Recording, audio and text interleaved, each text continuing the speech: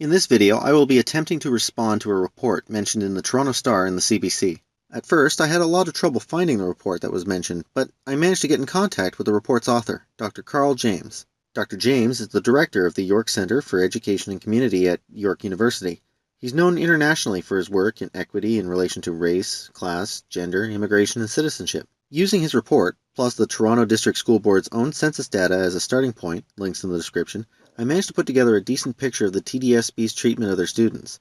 While I was skeptical of the claims in the aforementioned articles, being a rational skeptic, I'm also willing to change my mind when presented with evidence, and the evidence is startling. In Dr. James's report, we see a lot of startling figures. I won't be covering all of the data in the report, but I will state the report is very thorough and is a good read for anyone wanting both historical context on the subject, as well as his take on the current problems facing black students. The study found that black students are streamed into applied courses more than academic ones. Black students were found to be roughly 3 times as likely to be enrolled in essentials and applied courses. Whites and other racialized students were streamed into academic courses at roughly the same rate, around 80%, while blacks were enrolled at only 53% of the time.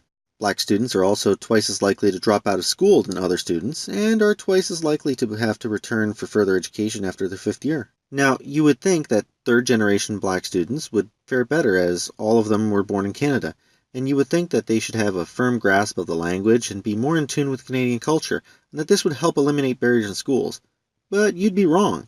First-generation students have a dropout rate of 21%, and second-generation have an 18% rate, but third-generation have a whopping 28%. Similarly, post-secondary education looks bleak.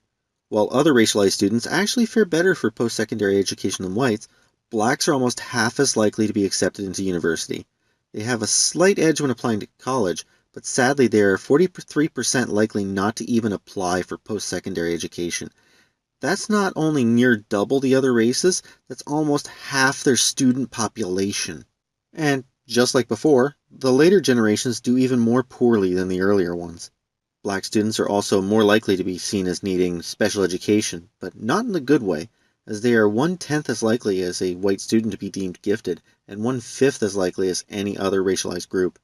Black students are also more than twice as likely to have received a suspension during their school lives, and account for 48% of all expulsions from public schools, and they only make up 12% of the population.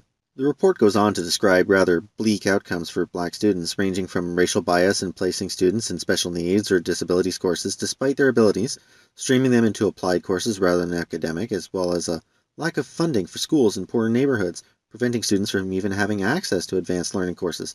The examples given in the report are jarring and a real eye-opener. The link to the report is in the description, and I honestly suggest reading it. If your eyes glaze over looking at charts and data, just skip to page 38.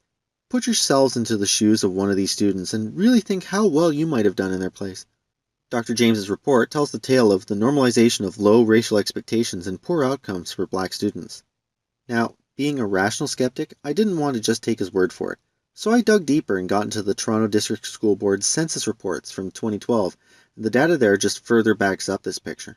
It should be noted, for anybody who wishes to look into this themselves rather than taking my word for it, that I will be using the data from the largest group within each racial demographic rather than an average, as it was already a lot of data to compile with that. Each racial demographic in these reports shows the top 4 groups within that demographic, and had I taken all of them to do my spreadsheet, it would have been a huge process. If you want a fuller or more nuanced picture, again, the link is in the description to the census reports themselves. The census reports show that black students routinely underperform in reading, writing, and math, have a very dim view of the adults in their school, feel unaccepted by other students, and generally have a low opinion of their own safety within the school. Black students routinely engage in sports more than any other demographic, both in school and after school. All of this further backs up some of the findings later in Dr. James' report, where it stated black students are valued for their athletic contributions rather than mental ones. One could try and claim that these outcomes stem purely from poverty, but even that claim is not backed up, as other races have even lower poverty rates, yet still manage to do better academically. The only statistic that is lowest for black students that isn't replicated anywhere else in the data is the fact that black students are more likely to be in single-parent homes. And to be perfectly honest, I am seriously doubtful that's a causal link to such a wide range of problems. I was even prepared to disagree with Dr. James's recommendations for changes, but for the most part, they are well thought out and reasonable changes to our education system. I disagree with the notion of hiring quotas for the sake of diversity, preferring an equality of opportunity take on hiring versus an equality of outcome, but even that recommendation is for diversity in general, not just for, say, more black teachers. So in all, even my ideological bent I can put on the back burner. I also disagree with his recommendation on teaching anti-colonial theory to teachers, but this is a minor disagreement compared to some of the very good and meaningful advice contained in the report, such as simple things like listening to the community and setting decent standards for education and fairness for everyone. Also, unlike more ideologically driven reports, this one even has a section for the parents of the students, instead of pushing a pure victim narrative. And while it pushes for reforms for black students, it doesn't exclusively do so either. The only silver lining in this whole thing is that while black students seem to be doing poorly, many of the other racialized students seem to be doing rather well. I have high hopes that the future will be bright for Canada's educational system and its students. I started working on this video expecting to be trying to debunk the report. However, the evidence changed my mind. Let it change yours too. That's it for me. Please rate, comment, subscribe, and I'll see you next time.